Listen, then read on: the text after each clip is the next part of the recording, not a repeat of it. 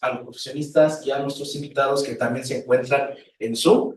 Les damos la más cordial bienvenida a nuestra conferencia del día de hoy con el tema Cuidado bucodental, ¿qué aqueja la boca de los mexicanos?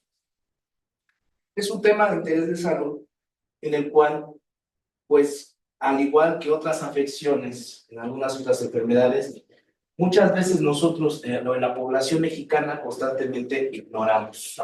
Pero el día de hoy vamos a dar respuesta a algunas preguntas como son: ¿qué problema padece la población en la ciudad? Nuestro estilo de vida, ¿qué impide realizar un cuidado adecuado de nuestra boca? Y también, ¿cuáles son las consecuencias a largo plazo de no tratar a tiempo con las condiciones dentales o bucales? El día de hoy, pues me honra en presentar al doctor José Francisco Gómez Clavel, quien nos impartirá el tema del día de hoy. Me voy a permitir leer un poco de la trayectoria del doctor. El doctor José Francisco Gómez Clavel se desempeña como profesor en el área biomédica de la carrera de cirujano dentista de la Facultad de Estudios Superiores Iztacala. Actualmente él es el responsable del laboratorio de investigación en educación y odontología de la misma institución y es miembro del grupo de educación interprofesional. Es miembro también del Sistema Nacional de Investigadores SNI. Su línea de investigación ha incursionado y producido trabajos de investigación como farmacología odontológica, respuesta del tejido óseo periodontal del estrés mecánico, cariología y alteraciones del esmalte con énfasis en la hipomineralización molar incisiva. En el aspecto educativo ha trabajado y ha difundido la utilización de la metodología del aprendizaje basado en problemas en la carrera del cirujano dentista. También construyó y diseñó en línea un curso de cariología, otro de farmacoterapia odontológica y el aula virtual de biología bucal. Actualmente coordina la asignatura de biología bucal. Pues sin más preámbulo, te damos la bienvenida, doctor. Doctor, le cedo el uso de la voz. Muy bien, buenas tardes. Buenas tardes. Muchas gracias a la al Colegio Nacional de Químicos y Farmacéuticos. Muy bien. Vamos a iniciar. El título de la plática es ¿qué afecta a la boca de los mexicanos? Entonces, rápidamente voy a contestar esta pregunta. Esto es un comunicado de la Secretaría de Salud en el que nos dice un resumen de todo el trabajo epidemiológico que ellos realizan y que tenemos en esto que el país tiene, el país, el 90% de la población tiene caries y el 70% padece alguna enfermedad periodontal.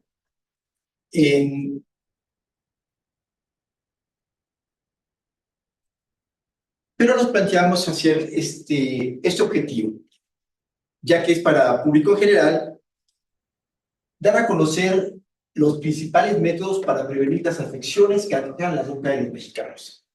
O también podríamos decir que el objetivo de la plática es que todos los que le estén escuchando reflexionen acerca de cómo se pueden prevenir las dos principales afecciones que aquejan a la boca de los mexicanos. En la imagen vemos un diente extraído en el que la causa principal fue esta lesión de caries. La mayor parte de la gente llega al consultorio, mucha gente llega quejándose de dolor. Y el dolor generalmente, o en la mayor parte de los casos, está asociado a caries. Pero también nos llegan pacientes también con dolor, aquejados por lesiones periodontales, lesiones que empiezan en la encía y afectan los tejidos de soporte del diente, el hueso y el ligamento periodontal. Bien, entonces aquí tenemos dos dientes que fueron extraídos por estas dos principales causas que afectan la boca no solamente de los mexicanos, sino incluso de todo el mundo. Bien, rápidamente, como antecedente nada más, ¿qué cosa es la caries?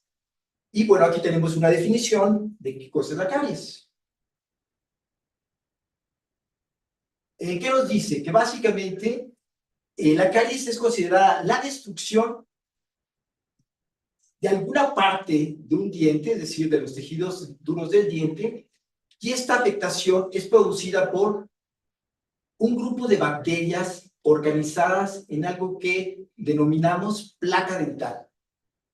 Actualmente decimos pues como sinónimo de placa dental, biopelícula dental. Entonces, mucho de lo que vamos a ver en esta plática va a ser el que cómo controlar el desarrollo de esta estructura que se denomina placa dental. La placa dental, entonces, es la responsable de disolver las estructuras dentarias y producir lesiones en los dientes que finalmente llegan a tal grado de desarrollo que afecta la calidad de la estructura del diente y producen dolor. La que sigue. Bien, las lesiones de caries pueden ser detectadas inicialmente de esta manera, como lesiones blanquecinas. Estas son las lesiones iniciales de caries. Posteriormente, la lesión puede adquirir una coloración parduzca y finalmente nos lleva al desarrollo de cavidades francas en el que prácticamente cualquier persona puede hacer el diagnóstico de caries. La otra enfermedad, la periodontitis, empieza por la afección de las encías.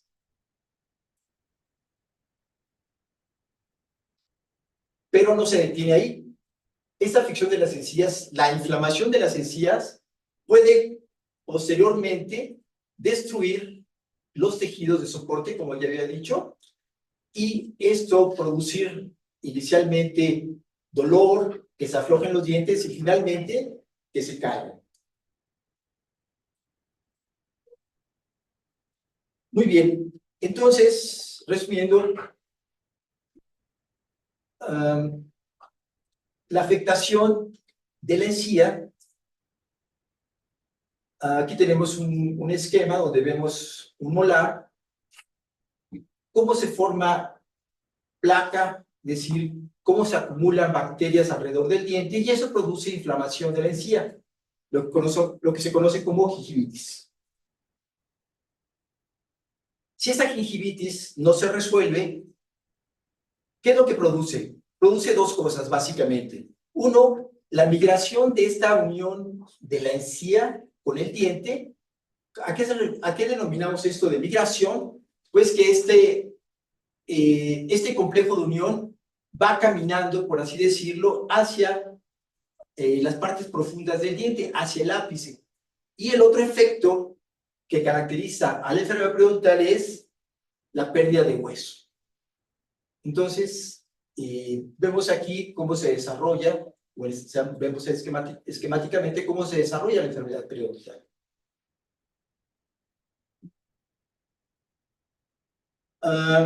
Al igual que la caries, inicialmente no todo el mundo tiene la capacidad de desarrollar que ya inició el proceso de caries. Pues también en el caso de la enfermedad periodontal, muchas veces vemos la encía y no vemos más que un ligero enrojecimiento, pero los dentistas, ¿qué es lo que hacemos? Tenemos la capacidad de utilizar ese instrumento que se llama sonda periodontal, la cual introducimos entre el diente, la superficie de la encía, y podemos medir el avance de la enfermedad periodontal, como está esquematizado en estas imágenes. Aquí tenemos lo que entra normalmente la sonda periodontal en una encía sana y cómo cuando la encía está inflamada introducimos este instrumento, que básicamente es una regla, comienza a sangrar. Entonces, ese es el signo de gingivitis. Pero si introducimos ese instrumento, la sonda periodontal, y entonces se introduce, por ejemplo, más de 3 milímetros, como en este caso la sonda nos está marcando 3, 6, 9, 12, esta escala que maneja esta sonda. En este caso, ha entrado prácticamente 6 milímetros. ¿Qué implica que haya entrado 6 milímetros? Vean la diferencia entre esta imagen y esta. Que hay una pérdida de hueso. La que sigue, por favor. Y pues bien, así podemos ver que desde una gingivitis, desde la inflamación de la encía, nos puede llevar a un proceso de destrucción de hueso en el que prácticamente los dientes se mueven y en muchas ocasiones el propio paciente puede extraerlo con sus dedos. Bien, algo importante. Las lesiones de caries y la enfermedad periodontal son 100% prevenibles. ¿Pero qué necesitamos para prevenir caries y enfermedad periodontal? Uno diría, bueno, pues son enfermedades que conocemos, muchos de ellos, bueno, los dentistas, pero aquí no es solamente lo que conozca el dentista, sino lo que la población tiene que conocer. ¿Y qué es lo que tiene que conocer? Bueno, ¿qué es lo que tiene que hacer la población o cualquier persona? Informarse y aprender. Después, aplicar las medidas preventivas todos los días. Y la regla general es visitar al dentista para una revisión anual. Pero hay un pero. Eso tiene que ser de acuerdo al riesgo. ¿Eso qué quiere decir? Hay personas que por sus características, por su tipo de alimentación, por sus factores genéticos, pues es muy poco propenso a desarrollar caries o enfermedad periodontal. Entonces, para esas personas que tienen muy baja probabilidad, pues la revisión puede ser hasta cada 2 años. Pero, sin embargo, la mayor parte de la gente, yo les diría que inclusive la revisión anual para un grupo de personas que podemos considerarlas de alto riesgo, no bastaría ir al dentista una vez al año. Y ahorita, ya al final, vamos a ver un estudio que hicieron unos suecos, en el que ellos revisan a los pacientes cada 2 meses. Bien, ¿cuáles son los factores asociados a las lesiones de caries? Primero, para que exista una lesión de caries, necesitamos, obviamente, una superficie dental. 2, bacterias. Las bacterias siempre van a estar. En la boca tenemos aproximadamente 700, o están descritos aproximadamente 700 especies de bacterias, de las cuales cada uno de nosotros puede tener entre 200 y 400 especies. No es que todos tengamos las 700 especies, sino que generalmente tenemos entre 200 y 400 especies en cada boca de nosotros. Hay algunas que son muy comunes y están presentes en todas las bocas. Y finalmente, el tercer factor importante en el caso de la caries es la dieta. Hay evidencias de que los azúcares y los carbohidratos fermentables son tomados por las bacterias para producir ácidos y esta interacción es parte del metabolismo de las bacterias, es la que va a producir ese tipo de lesiones. Bien, por otro lado, en el caso de la enfermedad periodontal, vean, también puse hasta arriba las bacterias de la placa. Ahora, más adelante vamos a especificar la diferencia entre las bacterias que inducen la enfermedad periodontal y las bacterias que producen las lesiones de caries. No son las mismas. En el caso de la enfermedad periodontal, hay una susceptibilidad de la persona. De hecho, hay ciertas familias, hay ciertas enfermedades periodontales que afectan a familias. Entonces, si nosotros detectamos, por ejemplo, una periodontitis rápidamente progresiva en un paciente, si nosotros preguntamos en la familia, pues sucede que el papá también tiene la la enfermedad, o simplemente los papás ya no tienen dientes porque ya los perdieron. Entonces sí es muy importante el factor genético. Y factores de riesgo. ¿Cuáles son los factores de riesgo más importantes para la enfermedad periodontal? Y esto va dirigido a los jóvenes. El hábito tabáquico, fumar. Fumar aumenta el riesgo de enfermedad periodontal. Y si se tiene enfermedad periodontal, aumenta el riesgo de que ésta avance de una forma moderada o leve a una forma agresiva. Y el otro factor muy importante, y por lo que en nuestra población, que también tiene una frecuencia muy alta, es la diabetes. Hay una correlación muy importante. Algunas personas han dicho que la correlación entre la periodontitis y la diabetes es una doble vía. Es decir, no sabemos si o tenemos sospechas de que las personas que tienen periodontitis tienen mayor posibilidad de desarrollar diabetes. Y a su vez, las personas que tienen diabetes tienen mayor posibilidad de desarrollar enfermedad periodontal.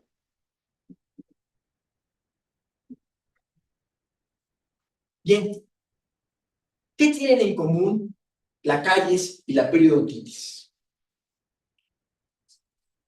Pues lo que tienen en común es la placa bacteriana.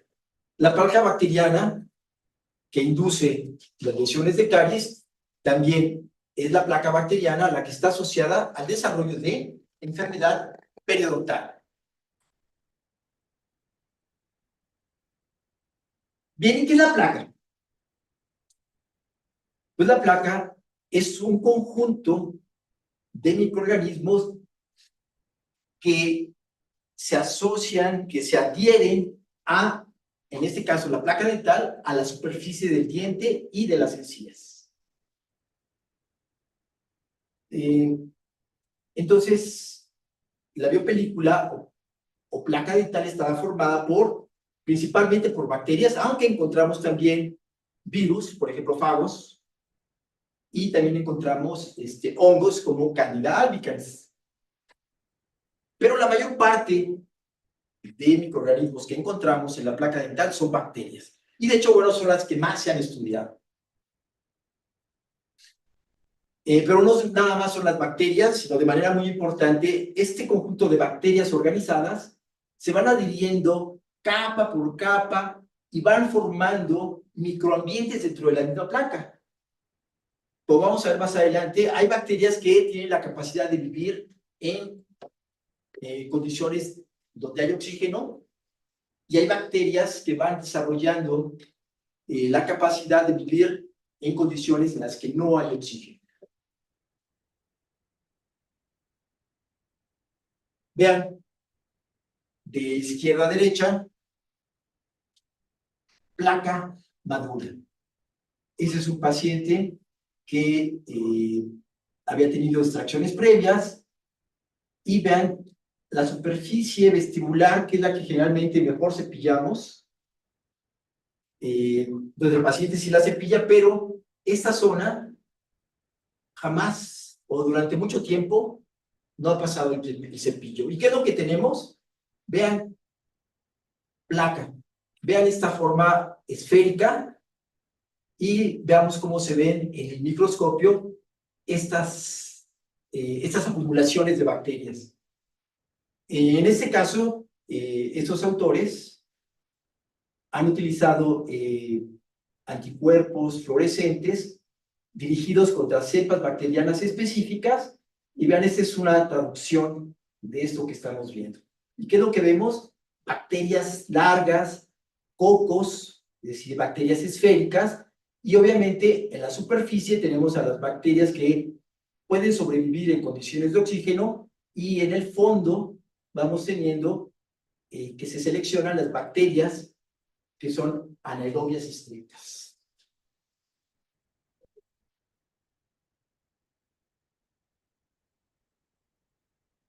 Bien importante, todo el mundo tenemos bacterias en la boca.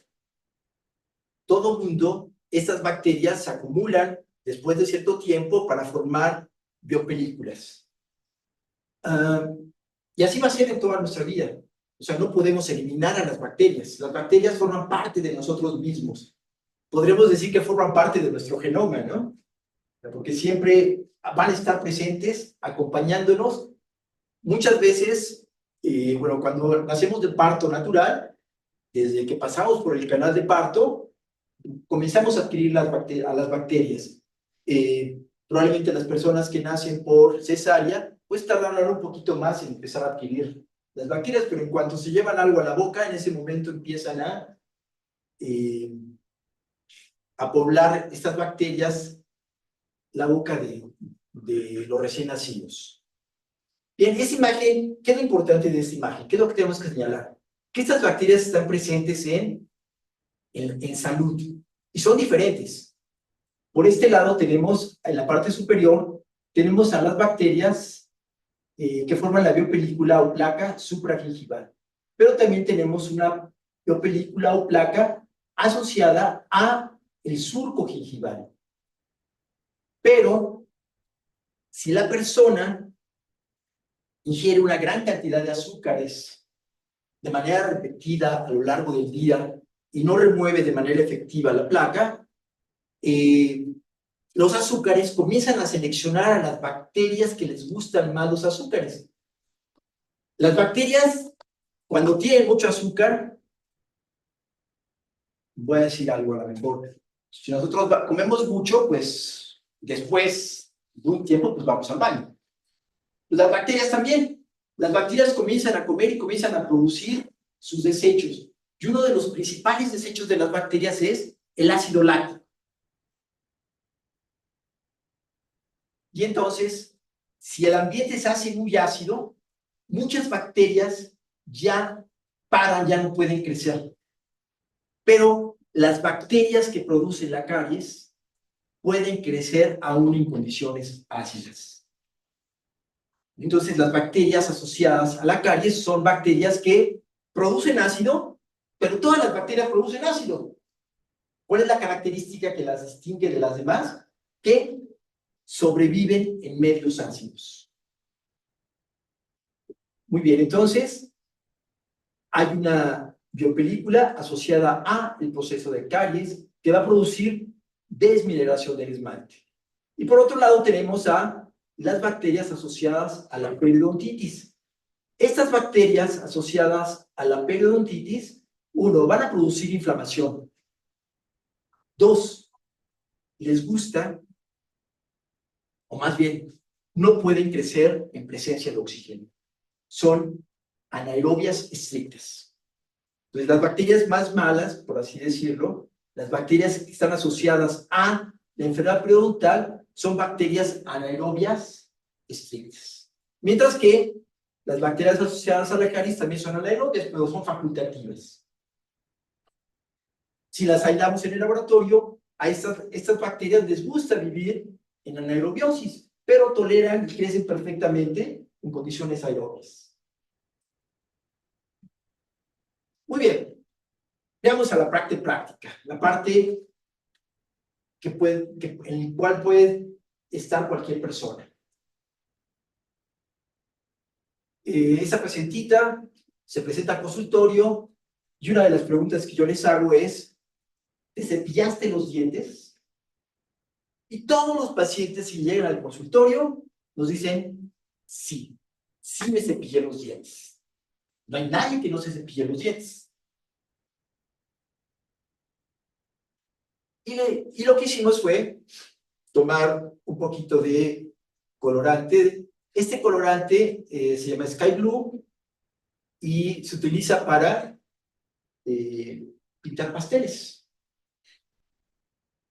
Lo pueden comprar en cualquier supermercado. Si quisieran si a alguno les gusta la repostería. Y ese sería el colorante para que su pastel quedara de color azul. Bueno, lo que hicimos fue tomar con un pequeño aplicador una gotita de este colorante y lo aplicamos. No lo tallamos, lo que hicimos fue ir colocando el aplicador en medio del diente y por difusión comienza a pintar toda la superficie del diente. Posteriormente, le decimos al paciente, enjuáguese. Se enjuaga al paciente, es decir, quita el exceso del colorante, ¿y qué es lo que nos muestra? ¿Se cepilla la paciente? ¿Qué dirían ustedes? No se cepilla de manera efectiva.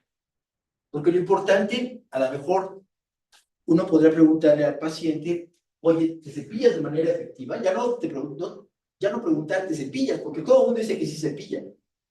Más bien la pregunta debería ser, ¿te cepillas de manera efectiva? Y bueno, la evidencia está aquí. Pues esa paciente sí se cepilla, pero utiliza una técnica que es la que más se utiliza, se promueve aquí en México. En otros lugares del mundo esta técnica no se utiliza. Entonces, bueno, esta técnica se llama técnica de Stillman. ¿En qué consiste? En que el paciente toma el cepillo y cepilla ya más, no sé si alguno de ustedes se acuerda o todavía, por ahí algunos mayores, de que decía la técnica, los dientes de arriba se cepillan hacia abajo, los dientes de abajo se cepillan hacia arriba, y las muelitas con un movimiento circular. ¿Sí se acuerdan de esa cancioncita? Pues bueno, ese es el resultado de esa técnica. Conclusión, esa no es una manera efectiva de cepillarse los dientes. ¿Vean? Pero desgraciadamente la placa no se ve. Si no utilizamos colorantes, no nos vamos a percatar de que a pesar de que nos cepillamos, no hemos removido de manera eficiente la placa, no la hemos desorganizado, porque las bacterias se van a quedar ahí en la boca, o sea, escupimos, saldrán algunas bacterias, pero muchas otras están pegadas a nuestras amígdalas, están a nuestras mucosas, a los propios dientes, donde no alcance a llegar el cepillo. Entonces esas bacterias comienzan a crecer, se desprenden, pasan a la saliva, y de la saliva comienzan otra vez a poblar los dientes. Comienza a formarse otra vez la placa. Ese es un ciclo continuo, todos los días está ocurriendo. Entonces, ¿qué es lo que tenemos que hacer nosotros con el cepillado? Desorganizar la placa. O sea, realmente nunca la vamos a eliminar. ¿Qué es lo que hacemos? Desorganizarla. ¿Para qué? Para que otra vez la placa, en un ciclo natural, vuelva a colonizar, vuelva a formarse alrededor de los dientes. Pero vean, es una paciente que yo les diría tiene una boca muy sana, ¿no? Si les presentara nada más esta imagen, diríamos, mira, se cepilla muy bien, no tiene inflamación de las encías, está sana completamente. Pero la evidencia del colorante nos demuestra que no lo hace de manera efectiva, o no siempre lo hace de manera efectiva. Muy bien, entonces, ¿qué hacer? A esta presentita le dimos técnica de cepillado,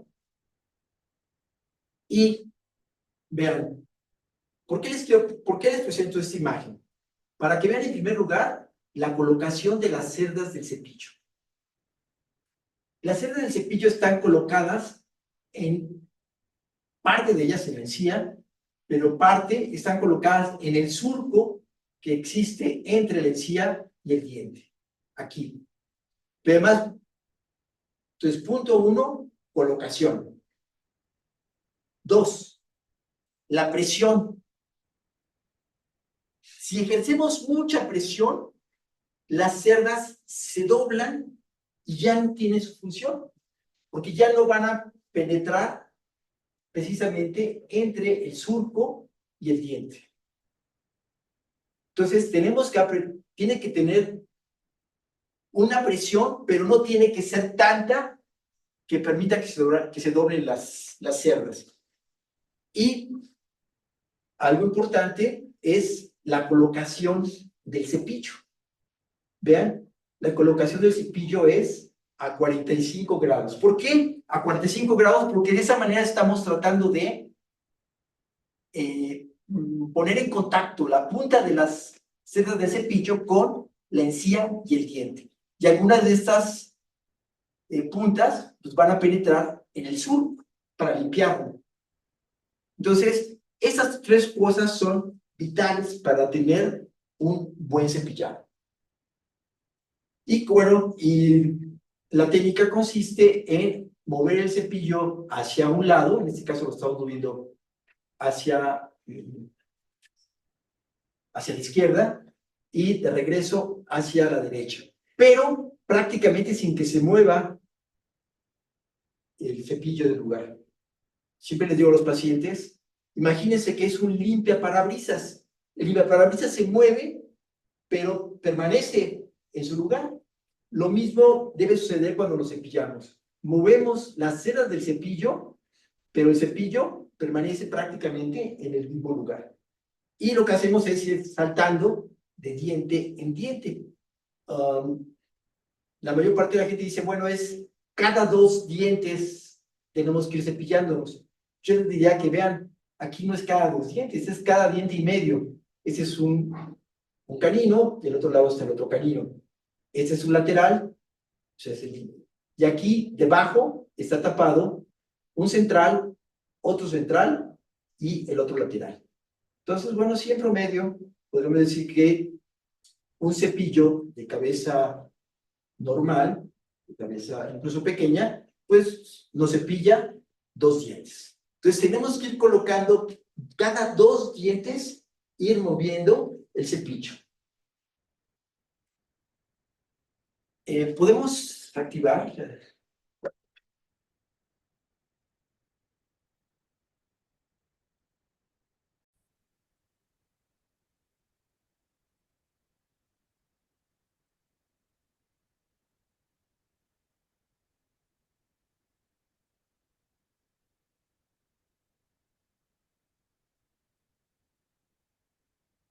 Horizontales de vibración sin desplazamiento. Sí, por favor.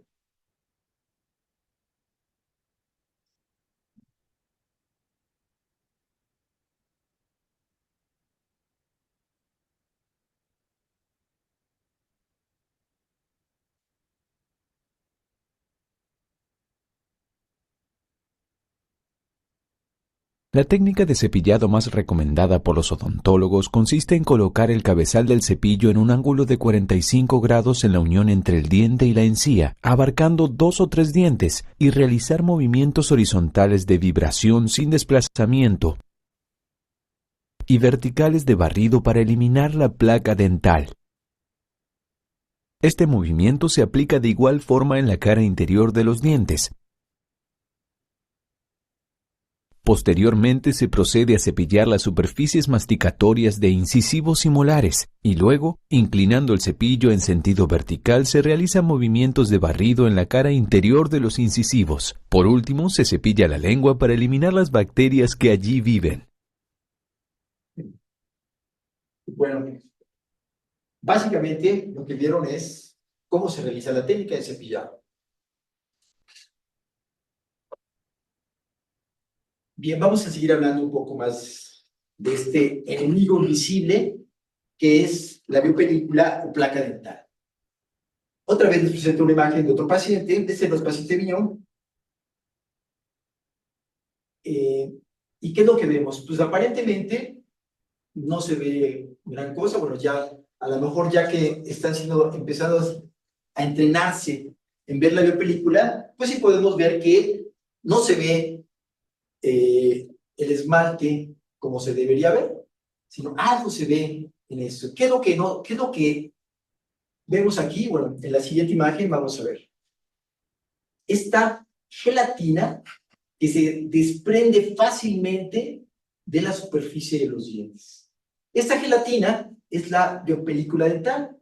¿Se acuerdan? Está formado por bacterias, pero las bacterias, para pegarse bien, lo que hacen es fabricar una matriz de gelatina de carbohidratos. Esta biopelícula crece así, pero eso sigue siendo una gelatina. Bueno, esta gelatina se puede mineralizar, se puede calcificar y formar el sal. Pero mientras está así, en forma de gelatina se puede desprender relativamente fácil si es una película nueva. Si es una película vieja de más de 2 o 3 días, ya cuesta algo de trabajo quitarla. ¿Por qué? Porque esos carbohidratos que empiezan a formar la matriz van siendo más difíciles de remover incluso con el agua, porque son insolubles en agua. Entonces, las bacterias, la placa madura tiene más carbohidratos insolubles y entonces hace más difícil que se pueda remover. ¿Eso qué quiere decir? Que la placa vieja, la placa madura, es más pegajosa al diente que una placa inmadura. Vean, en este caso, se quitó la placa con fue en el consultorio y fue con un cepillo de los que usamos los dentistas. Y vean qué es lo que pasó. Hubiera pasado lo mismo con el cepillo. La encía comienza a sangrar. ¿Pero por qué comienza a sangrar? Porque la placa produce toxinas y esas toxinas producen inflamación de la encía. Yo les diría que incluso si hubiéramos pasado el cepillo, si hubiéramos utilizado la técnica que les acabo de enseñar, de meter el surco, esta encía se hubiera ponchado. No sé si la alcancen a ver, vean cómo está gordita. Si hubiéramos cepillado con la técnica que yo les acabo de describir, que acaban de ver, esta encía se hubiera ponchado, hubiera estado todavía, empezar ya el proceso de desinflamarse. Vean, otra boca más de otra pacientita. El papá nos lleva a la niña y le preguntamos siempre, ¿te cepillaste? Sí, ahí delante del papá, ¿no? Ah, ok, ahorita vamos a ver. Y pintamos, en este caso utilizamos eritrocina. Y vean la cantidad de placa. Incluso ya se alcanzan a ver algunas lesiones de caries por ahí en el fondo. O sea que en este caso, este paciente tiene riesgo de desarrollar lesiones de caries. El paciente anterior tenía riesgo de desarrollar enfermedad periodontal. O sea, veamos la anterior. Vean, el esmalte está perfectamente sano, pero el encía no. Y en el caso de esta paciente, incluso ya se ven las lesiones de caries. Y vean, otro paciente más. No igual, que cepilla, sí, sí me cepillo, pero no se cepilla de manera eficiente. Bien, recapitulando, ¿qué hacen las bacterias de la biopelícula? Todas las bacterias producen ácidos. En el caso de las bacterias asociadas a la caries, lo que hacen es que este ácido produce desmineralización de la superficie y la subsuperficie del diente y produce las lesiones de caries. En el caso de la biopelícula asociada a enfermedad periodontal, producen toxinas, las toxinas producen inflamación, la inflamación genera sangrado, migración de la inserción epitelial, es decir, la formación de bolsas, y finalmente esa inflamación produce pérdida de hueso. Y vean la imagen que tenemos aquí.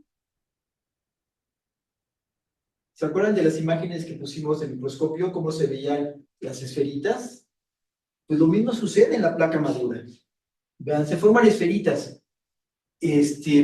A lo mejor para los que en la prepa hicieron un cultivo de bacterias, les dirían, miren, se ve como una colonia de bacterias. Bueno, pues en este caso no son una colonia de bacterias, porque no es una bacteria, son decenas de especies de bacterias. O sea que estos son biopelículas. Muy bien. Entonces, aunque ya hemos adelantado algo, pero bueno, quise poner la pregunta. De acuerdo con la información presentada, ¿qué podemos hacer para prevenir la aparición de lesiones de caries y la periodontitis?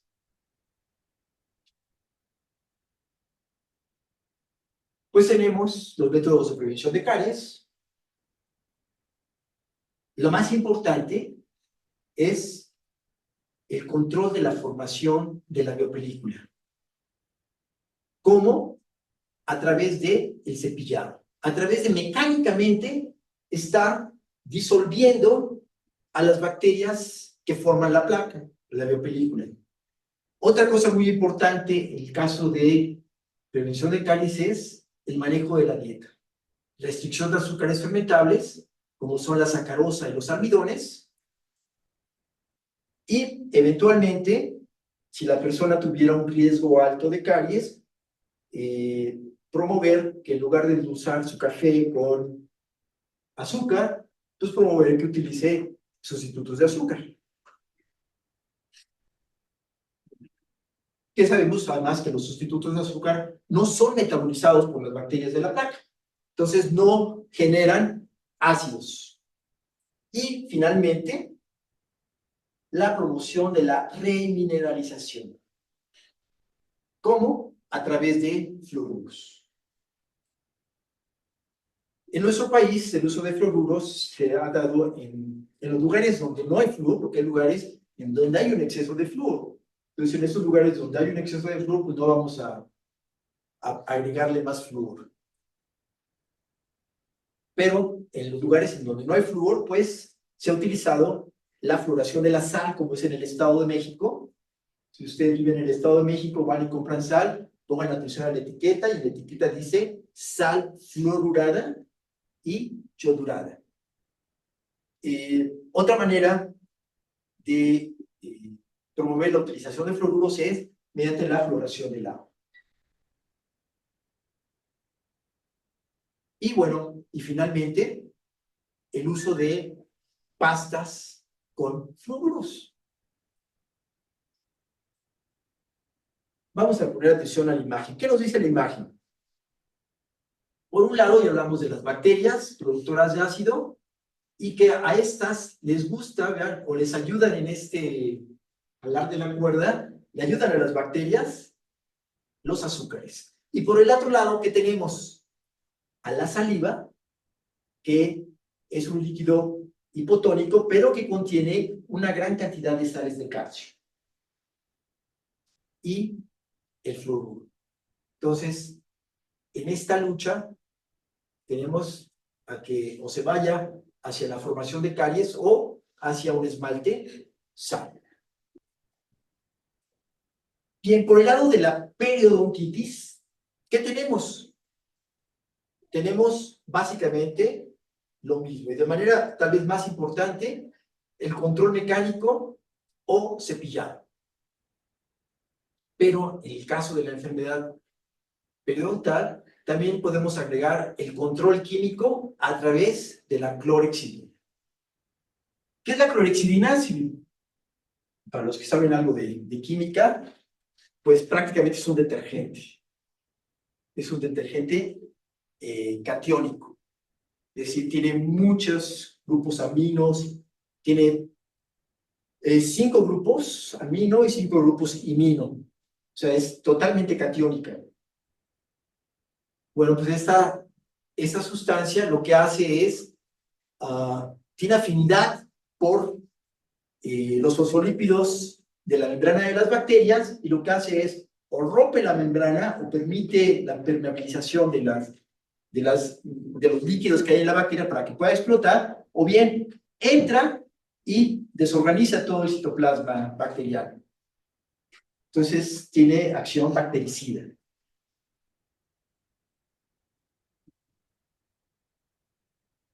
Muy bien. ¿En qué cola se formarían ustedes? Aprendan a cepillarse los dientes en una sola sesión.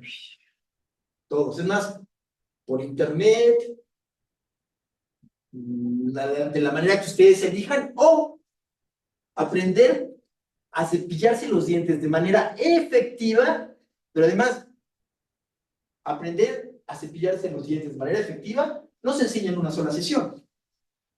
Tenemos que supervisar. ¿Por qué? Porque tenemos que ver que el paciente agarre el cepillo de la manera adecuada, que ejerza la fuerza de la manera adecuada. Complicado, ¿no? Por eso, a pesar de que conocemos que los fluoruros pueden disminuir la presencia de caries en un 60, 40 o 20%, dependiendo de la presentación en la que se utilice. Y aún así siguen apareciendo las lesiones de caries. Todo el mundo se cepilla los dientes y aún así sigue habiendo lesiones de caries y enfermedad periodontal. Entonces, ¿dónde estamos fallando? Yo doy clases en la universidad y una profesora de otra área me dice, es que ustedes los dentistas tienen la culpa. Bueno, no me resuelven el problema de caries. Pues sí, es que el problema de caries no lo vamos a resolver los dentistas. ¿Quién lo va a resolver? El propio paciente. ¿Cómo? Pues todos los días, desorganizando la placa que produce las lesiones de caries y la enfermedad periodontal. Vean, un poco ya para cerrar, vean a este pacientito. ¿Se cepilla o no se cepilla?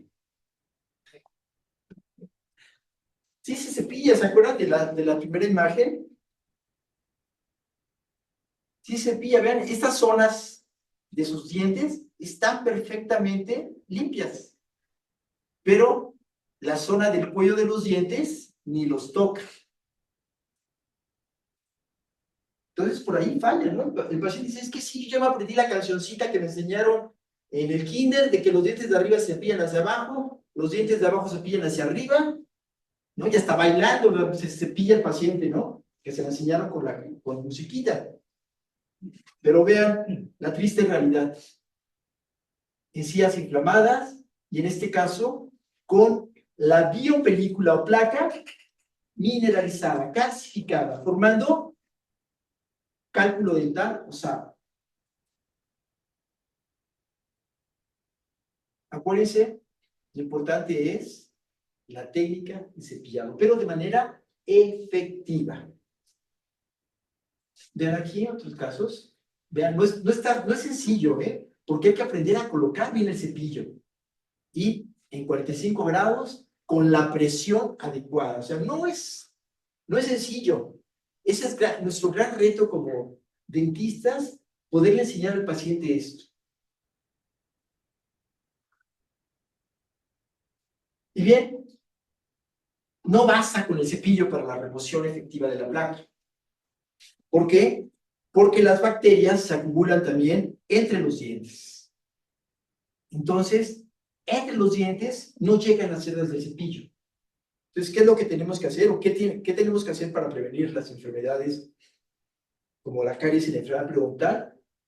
Uno, utilizar también cotidianamente el hilo o seda dental, que esta es la manera en la que se utiliza, se enrolla sobre nuestros dedos índices y utilizando los pulgares, los llevamos hacia la superficie de los dientes y debemos primero traccionar un lado traccionar esta superficie del diente y todavía sin sacarlo, traccionar de la otra superficie del diente. O sea, tenemos que limpiar las dos superficies del espacio interdental. Pero es entre cada espacio, o sea, si es una limpieza efectiva conmigo sería entre cada espacio o... Sí, en cada lugar tendrías que meterlo y limpiar la cara del diente de atrás y sin sacarlo todavía, limpiar la cara del diente de adelante y entonces ya lo sacas. Esa es una manera, ¿no? O lo metes, limpias la cara, lo metes, limpias la otra cara. De cada espacio. O sea, en cada espacio hay dos superficies.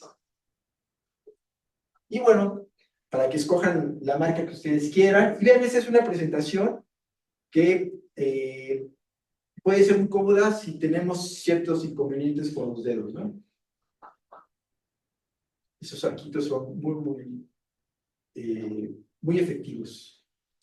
Vean, pero también en los pacientes que ya han tenido pérdida de hueso, hay que prescribir el uso de cepillos interdentales.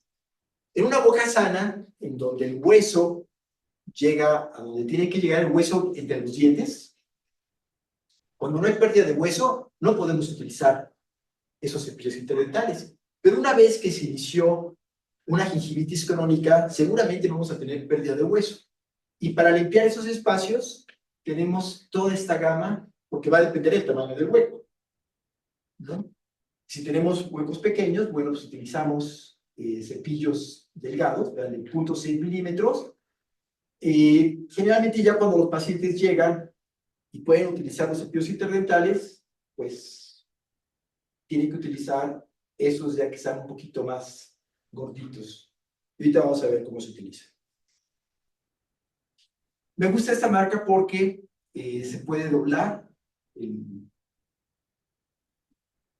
la parte activa y de esta manera facilita la entrada del cepillo en dientes posteriores. Aunque hay otras marcas, inclusive de esta misma, en el que ya viene así, dobladito. Y vean cómo se utiliza. Se mete en el espacio entre los dientes. Si en los lugares sanos no entra, pero en los lugares en donde llega a entrar, forzosamente hay que utilizar. Y ya, de por vida. No es de que hay, nada más mientras me duele el diente, o mientras está sangrando, o mientras tengo ahí inflamado. No. Mientras esté inflamado hay que utilizarlo, pero después hay que utilizarlo para prevenir que se esté inflamado. Pero tampoco hay que exagerar, ¿no? Hay pacientes que les tienen que usar el cepillo interdental. Y entonces, ¿pero qué creen? El cepillo interdental no se debe usar con pasta de dientes. Acuérdense que la pasta de dientes es abrasiva. Entonces, por ejemplo, en este caso, el paciente, aparte de que medio maniático, no dijeron, tiene que cepillarse los dientes. Bueno, sí se cepilló, pero prácticamente vean cómo lleva el desgaste de esos dientes, producto del cepillado interdental. O sea que todo tiene que ser con moderación, de manera adecuada y supervisado. Y acuérdense, el enemigo es la placa dental. Oh, perdón, falta otra. ¿No? Gracias. Quiero ponerles un examen. La última diapositiva era un examen. Para ver qué tan atentos habían estado. ¿Sí? Les mandé 2 presentaciones. ¿No? ¿Ya me anoté? Okay. Bueno, un recordatorio de la técnica. Acuérdense, a 45 grados. ¿Y qué sucede cuando no cepillamos alguna zona? La gente se cepilla generalmente bien la parte vestibular, la parte que da hacia el labio, pero ¿qué sucede con la parte que está hacia el lingual o arriba? Pues generalmente no cepilla estas zonas. ¿Y qué es lo que sucede? Se acumula placa y en este caso, como la saliva tiene una gran cantidad de sales de calcio, calcifica la placa. Entonces, esta placa vuelve a ser, este cálculo es colonizado día a día por nuevas bacterias que vuelven a formar otra vez su matriz y esta matriz se calcifica y va creciendo poco a poco para formar el cálculo dental usado. Bueno, acuérdense de cómo se ve la placa de varios días. ¿Y qué recomendación de la pasta dental? Primero, pasta dental fluorurada. O sea, es importante. Es muy importante utilizar pasta dental fluorurada. Si no tiene flúor, pues yo les diría que prácticamente da lo mismo que cepillarse sin pasta. O sea, la ventaja de la pasta dental es que tiene que tener flúor. Pero tenemos que tener ciertas precauciones con las pastas. Por ejemplo, en los niños menores de 3 años, sí podemos utilizar más una pasta que les guste. Hay pastas especiales para niños, pero ¿cuánto hay que agregar de pasta? Una cantidad del tamaño de un arroz. en el caso de niños de 3 a 6 años que pueden escupir, del tamaño de un chícharo. Y en el caso de los adultos, pues no tenemos que llenar el cepillo de pasta, ¿no? Los anuncios de los fabricantes de pastas dentales, ¿qué es lo que hacen?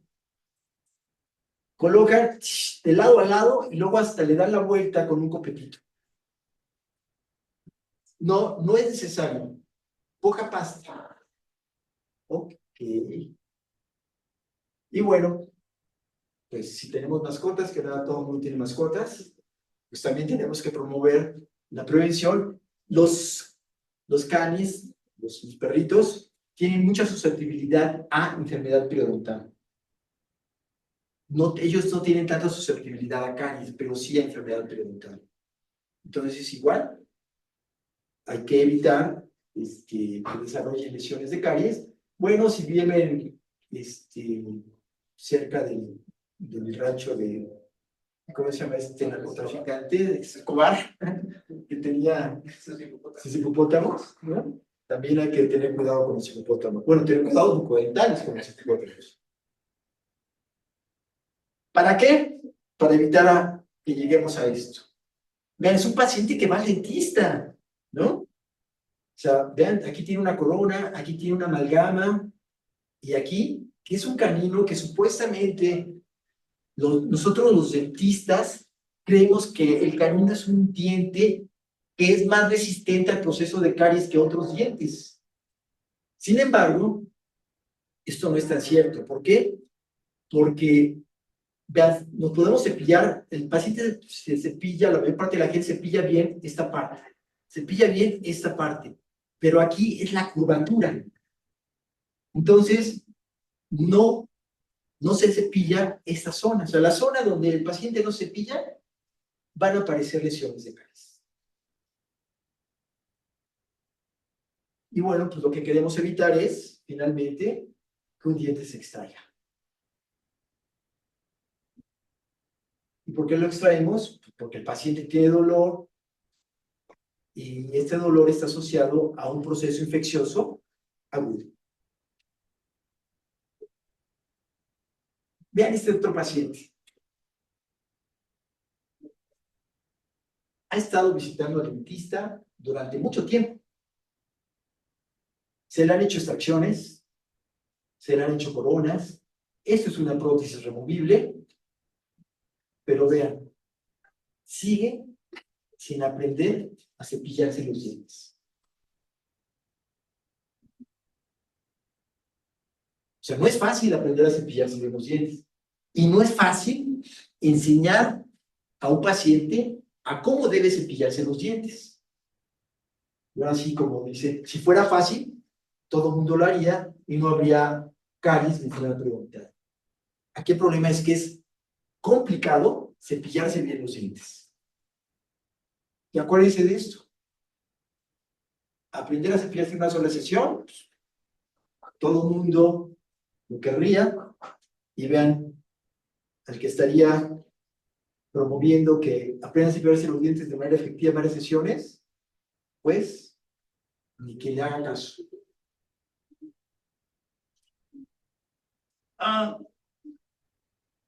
Rápidamente, este es un estudio viejito que por ahí, si me están viendo mis estudiantes que invité, va un poco dirigido a ellos. Este es un estudio con el cual obtuvo su doctorado Pierre Axelson, y fue publicado en los 78, o sea, ya hace cuántos años, 80, 20, 40 años, hace más de 40 años. Vamos a ver un resumen de qué es de qué se trata este estudio, ¿no?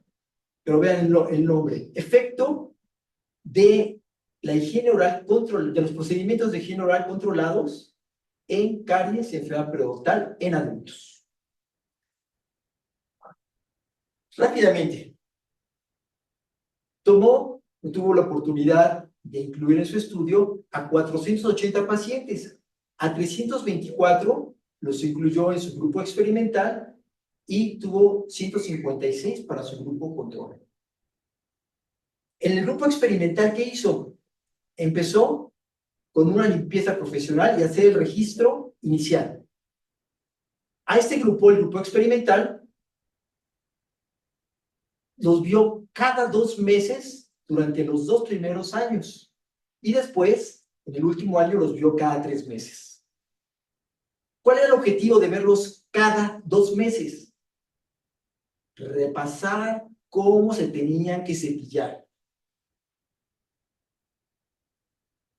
Y ahora, como premio, le hacían una profilaxis con un cepillito, le limpiaban los dientes y ya, nada más. La supervisión del cepillado dental cada 2 meses. Al grupo experimental, ¿qué les hizo?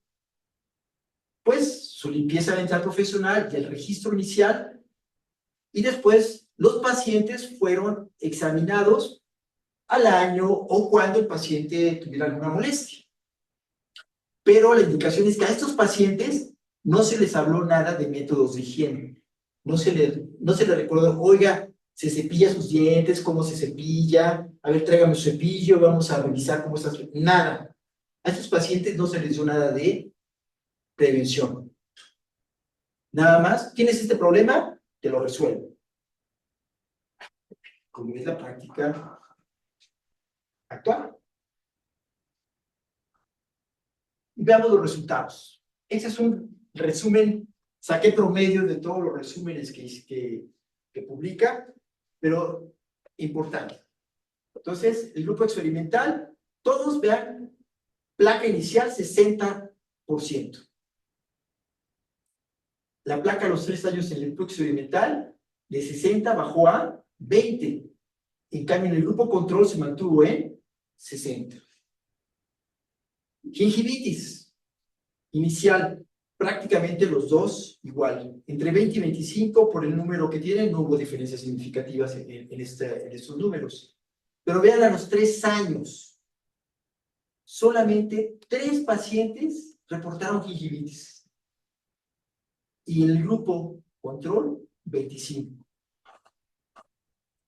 Y lesiones de caries, en el grupo experimental, prácticamente no se desarrollaron nuevas lesiones de caries en los 3 años. En cambio, en el grupo control, hubo 15 nuevas lesiones.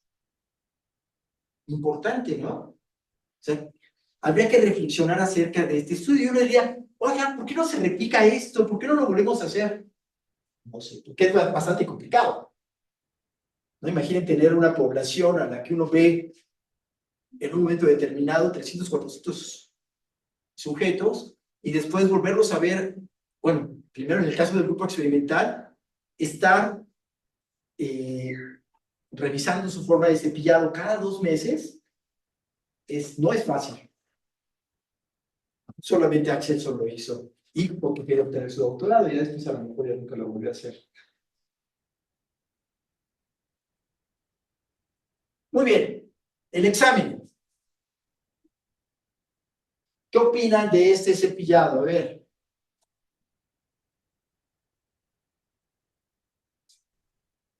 Técnica de estilo. Técnica de estima, puede ser. ¿Sí? ¿Qué más? A ver, ¿qué ven? Mucha pasta. Mucha pasta. 2. El cepillo se está colocando Está completamente a 90 grados. ¿Quién se cepilla así?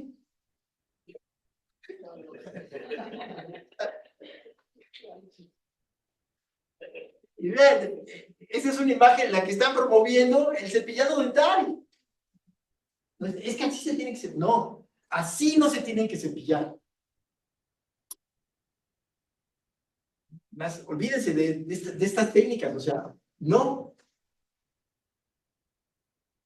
Pero hay que hacerlo con supervisión de un profesional.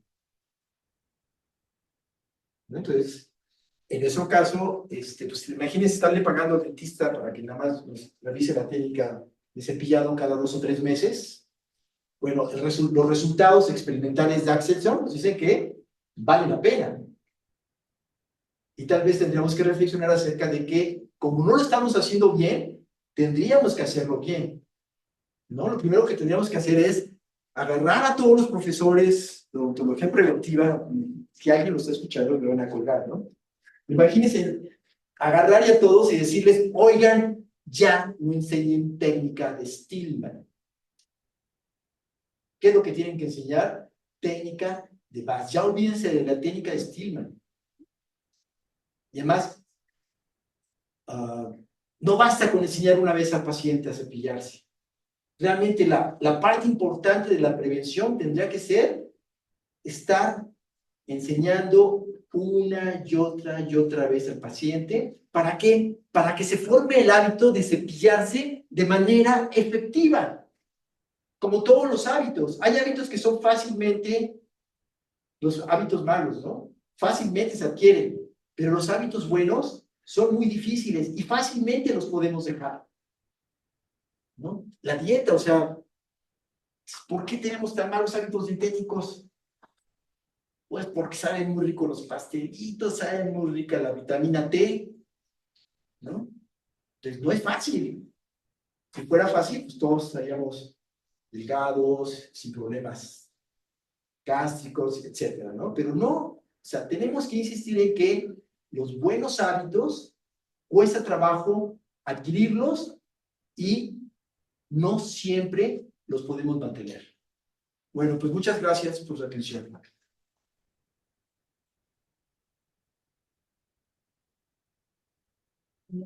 Sí.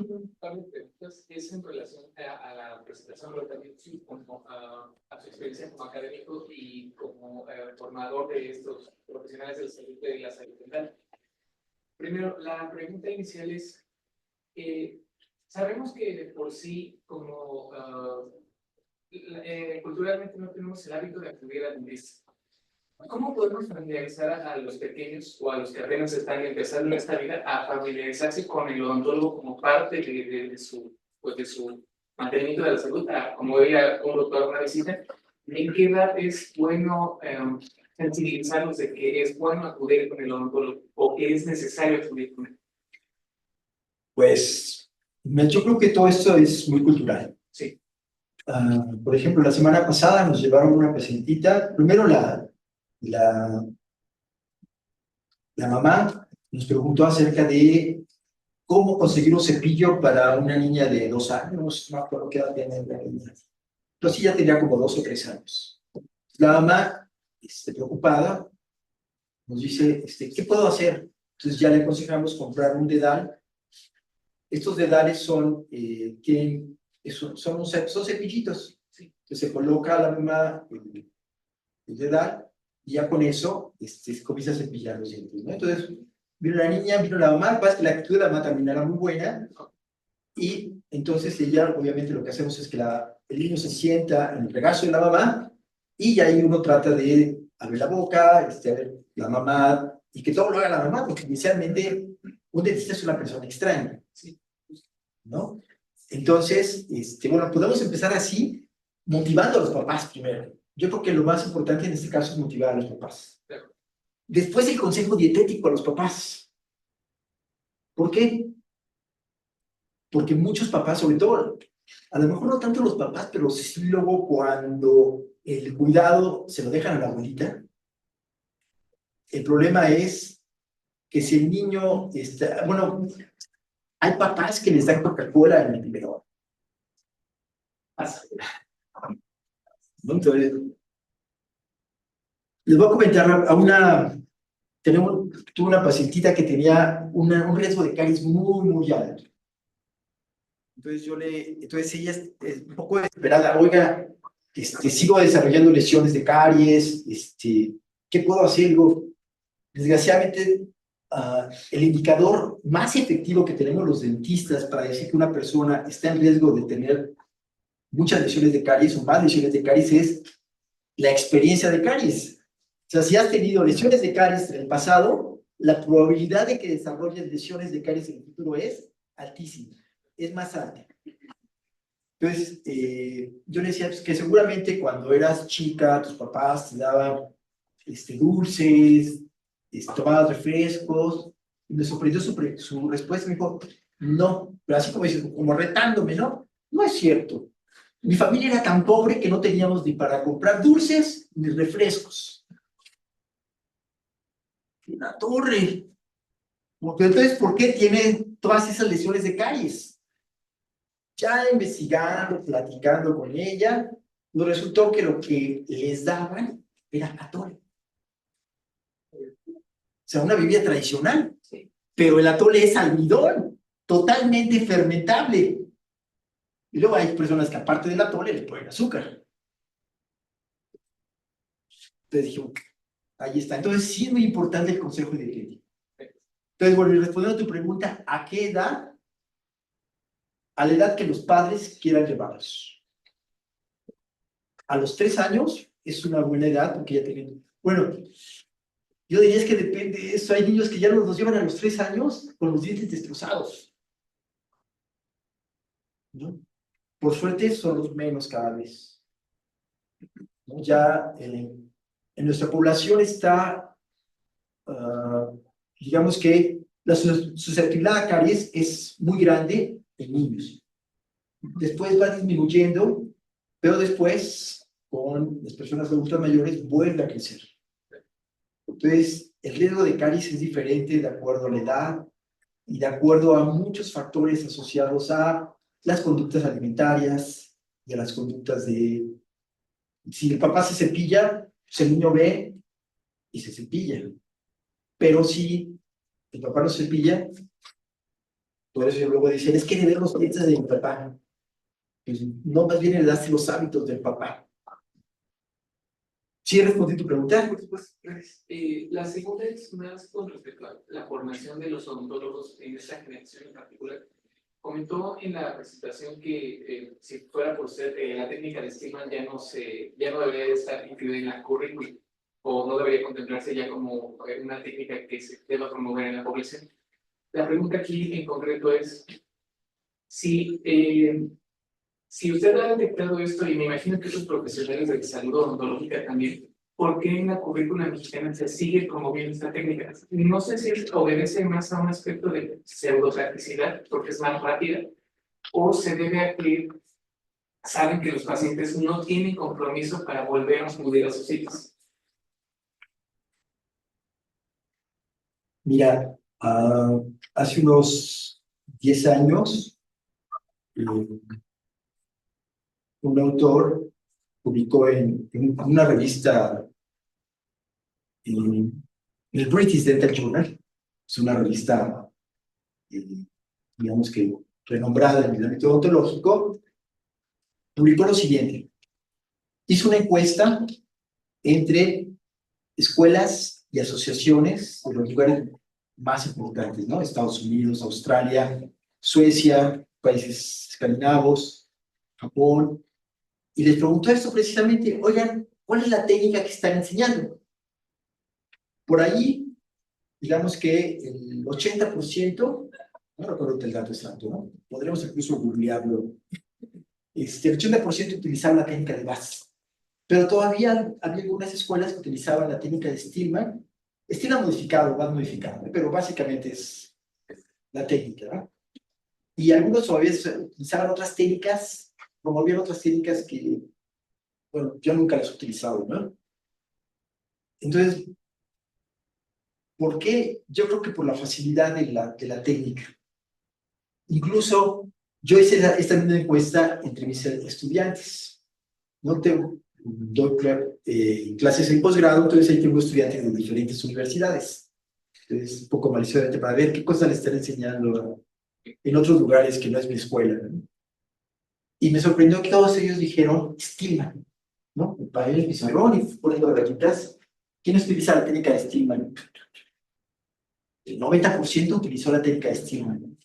Pero cuando les pregunté cómo era la técnica de Stillman, pues no estaban utilizando la técnica de Stillman realmente. O sea, el profesional, el dentista, porque les pregunté a ellos qué utilizaban. Utilizaban la técnica de Bass, pero no la sabían denominar bien, ¿no? Pero eso es entre dentistas. yo creo que sí, no se deben utilizar. Debemos ser muy eficientes también en la docencia. Es decir, esta es la técnica que más se utiliza en el mundo porque es la más efectiva. Bueno, pues es la que tenemos que enseñar. Las otras a lo mejor como parte histórica, pero la técnica de base la tenemos que enseñar. O sea, nosotros como profesionales tenemos que promover la técnica de base. A lo mejor para un niño es muy complicado, porque acuérdense que el problema del cepillado de un niño es que el control motor fino lo adquirimos después de los 6 años. Entonces, antes de los 6 años, enseñarle técnica de base a un niñito puede ser muy complicado porque no la va a poder. Es como si nosotros quisiéramos saber, cepíllate, pero pon el cepillo en tu codo y trata de cepillarte con el codo. ¿No? ¿Por qué? Porque tienen control de la musculatura proximal, pero no el control de la musculatura distal, que es lo que se necesita para desarrollar bien la técnica de base. Entonces, ese es el problema. Muchas gracias. De nada. ¿Alguna otra pregunta? Entre nuestros... nadie no está en el chat. Pues bueno, gracias.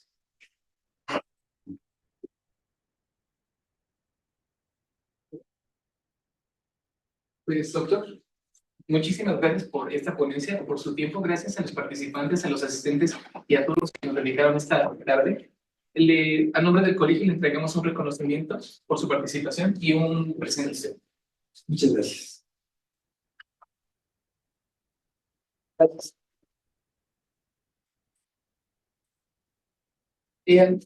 Los invitamos a las siguientes ponencias del ciclo de conferencias de salud.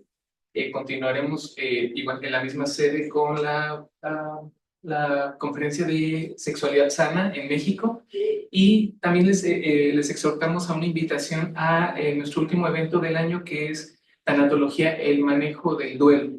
Lo llevaremos a cabo en las instalaciones del FUCAM, de la Fundación para el Cáncer de Mama, que se encuentra en Tlalpan. Nos encantaría que nos pudieran acompañar. Muchísimas gracias. Gracias. Hasta luego. Hasta luego.